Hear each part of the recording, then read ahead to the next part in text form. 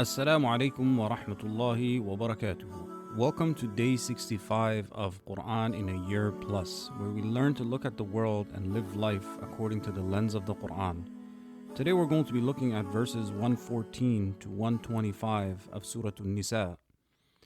أعوذ بالله من الشيطان الرجيم. لا خير في كثير من نجواهم إلا من أمر بصدقة أو معروف أو إصلاح بين الناس ومن يفعل ذلك ابتغاء مرضات الله فسوف نؤتيه أجرا عظيما. There is no good in much of the private talk that people engage in, nor any benefit from it except when it involves encouraging charity, an act of goodness approved by the deen and sound reason, or calling for reconciliation between those in conflict. Whoever does this seeking the pleasure of Allah, we will grant him a great reward. ومن يشاقق الرسول من بعد ما تبين له الهدى ويتبع غير سبيل المؤمنين نوله ما تولى ونصله جهنم وساءت مصيرا.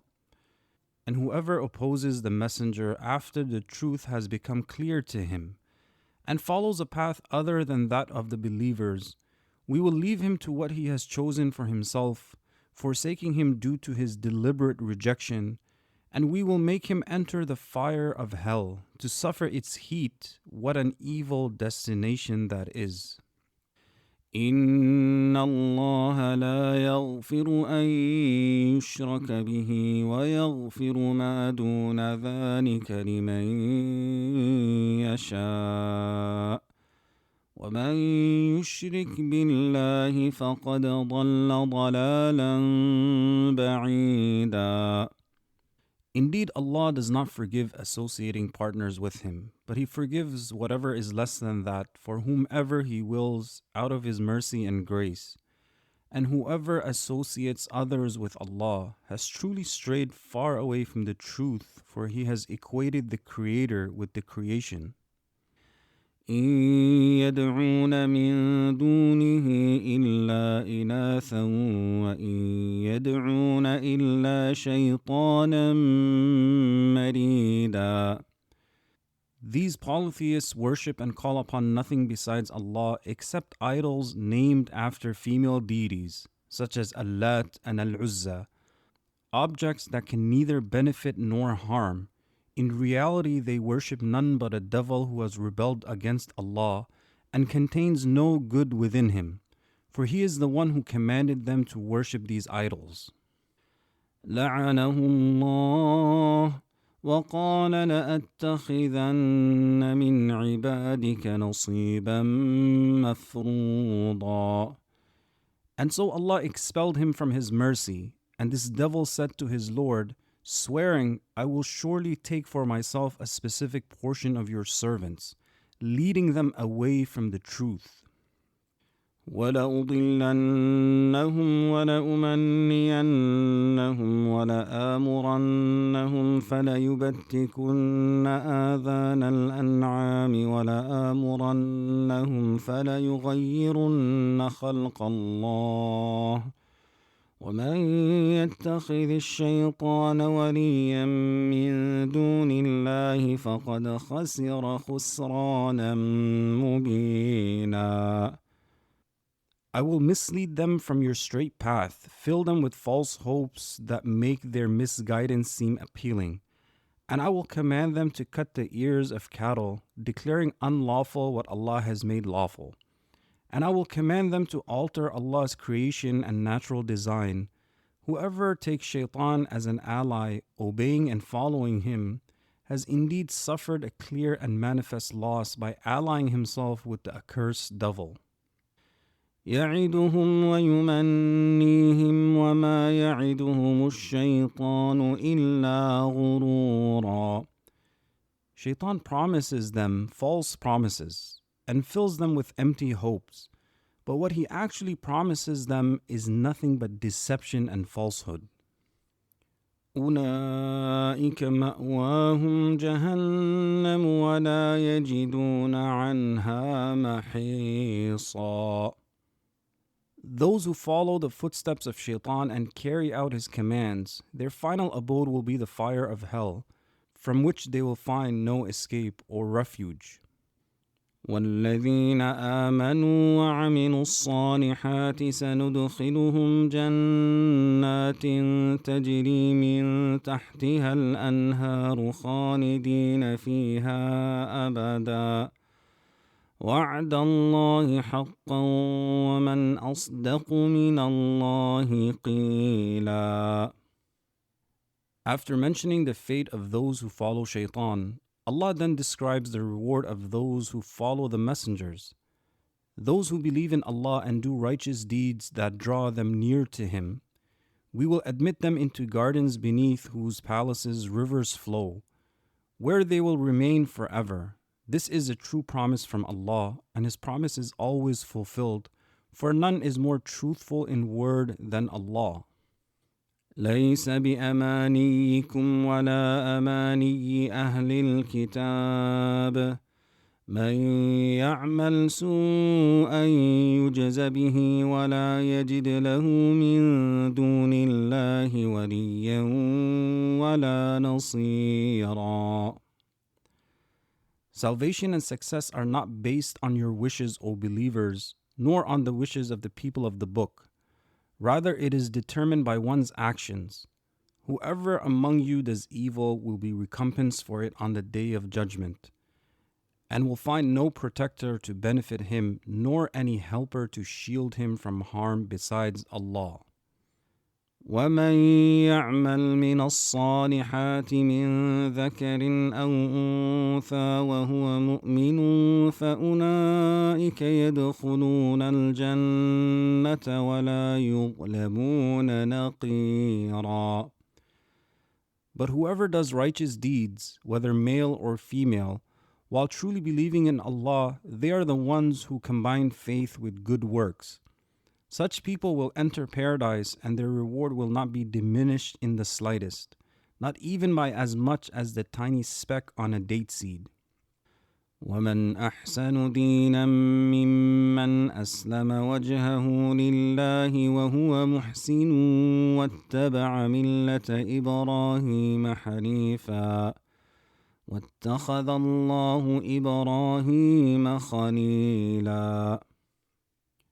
And who is better in religion than one who submits himself fully to Allah, outwardly and inwardly, devoting his intention purely to Him, doing good by following His guidance and adhering to the way of Ibrāhīm, the upright one who turned away from disbelief and idolatry toward pure monotheism and faith.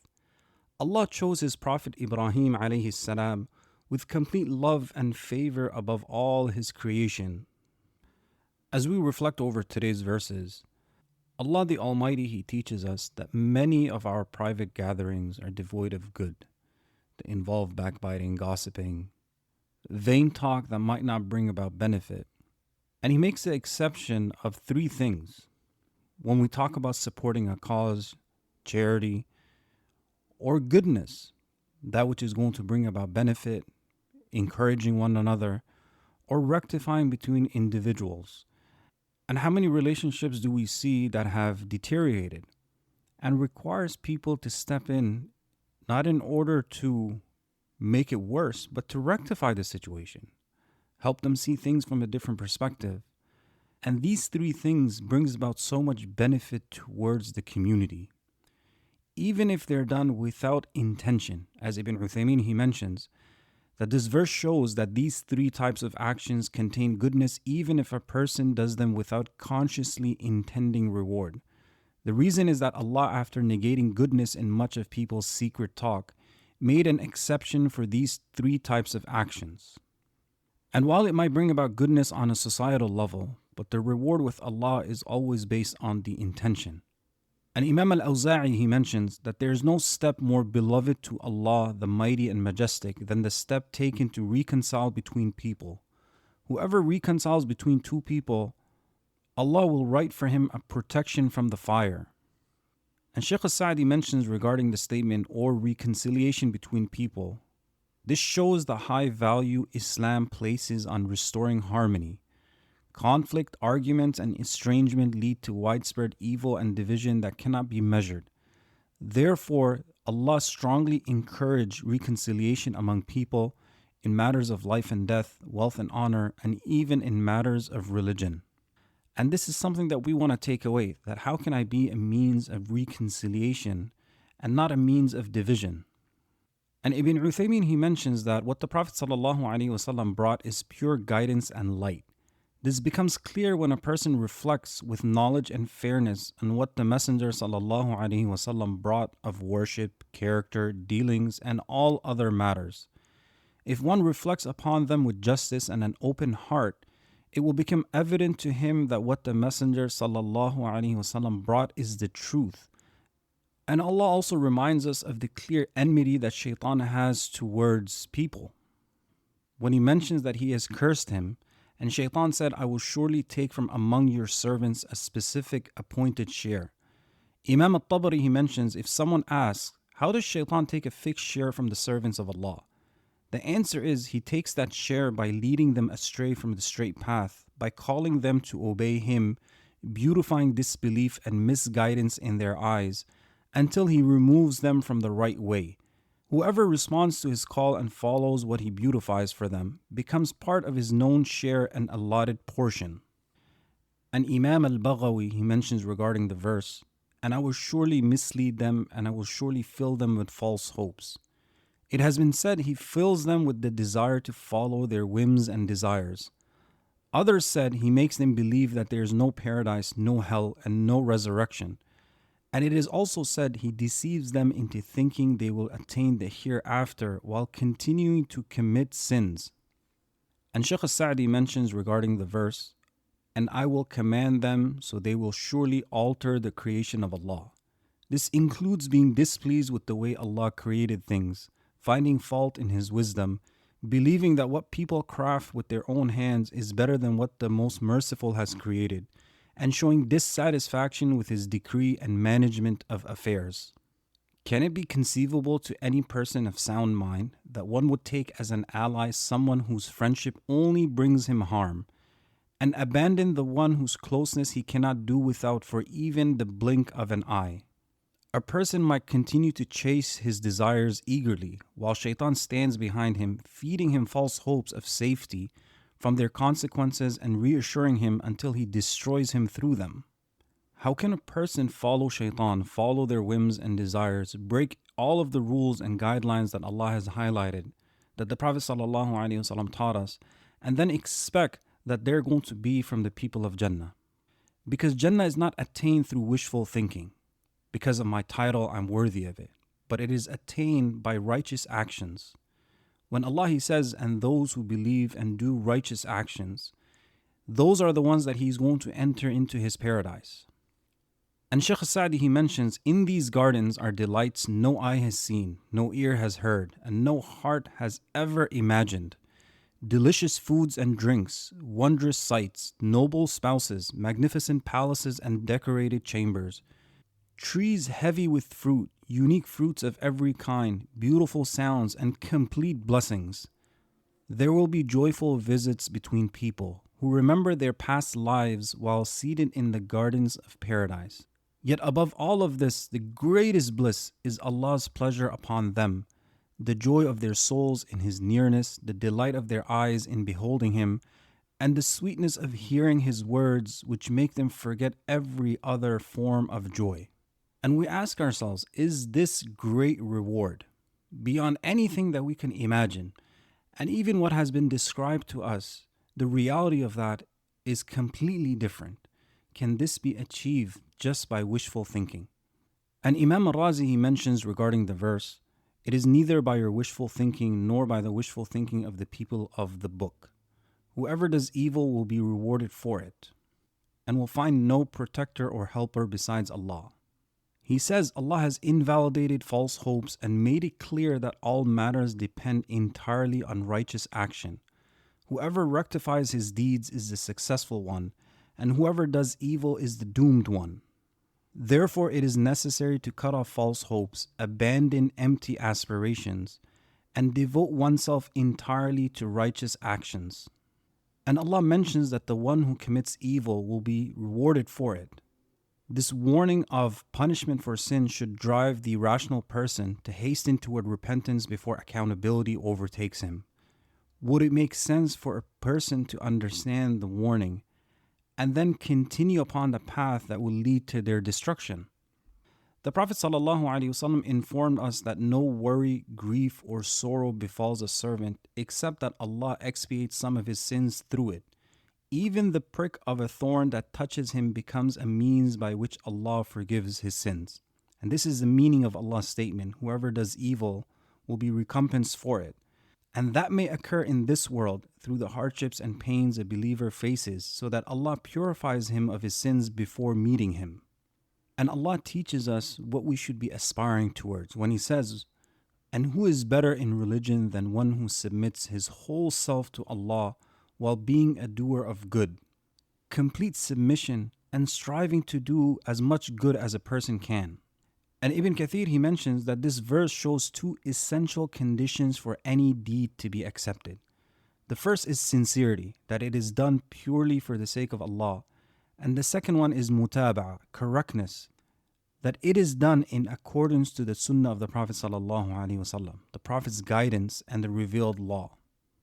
The outward aspect of a deed is perfected by following the sunnah, and the inward aspect is perfected by sincerity.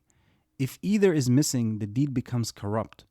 Whoever lacks sincerity is a hypocrite, those who act to be seen by people, and whoever lacks adherence to the sunnah is misguided and ignorant.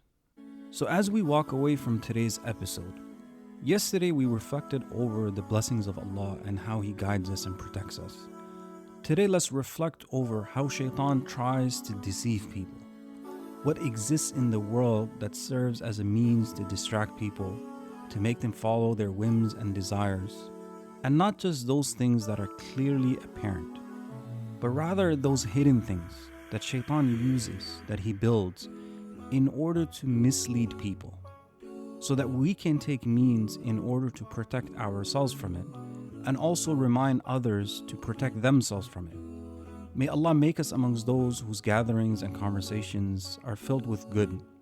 May He protect us from the plots of Shayṭān. May He make us amongst those who strive for Jannah, who improve in their relationship with Him, who improve in their sincerity and doing of good. I'll see you tomorrow. Assalamu alaikum wa rahmatullahi wa barakatuh.